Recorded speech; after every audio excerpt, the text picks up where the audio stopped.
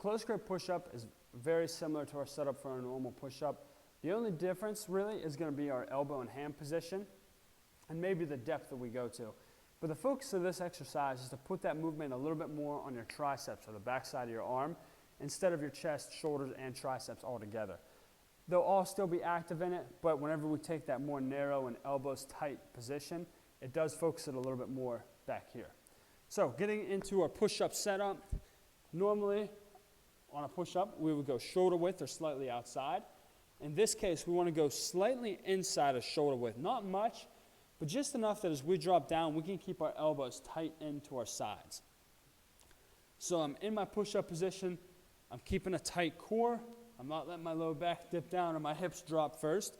So I'm squeezing my abs, and my shoulders are directly above my hands in alignment. So from here, I tuck my elbows into my sides and control it down. I like to touch my chest to the floor, but on tricep movements, I allow a little bit of height above the floor. We press straight back up to full lockout. So control down, keeping the elbows tight to our sides, pressing straight up to lockout. And if you need to modify that because it's a little bit too challenging for you, we can, on one hand, elevate our hands onto a surface like a chair or a bench. That makes it a little bit easier.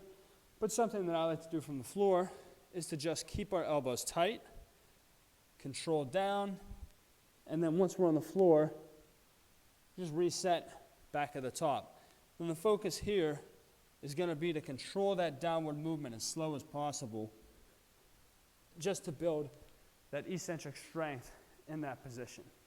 And that is a close-up grip push-up with a modification for it.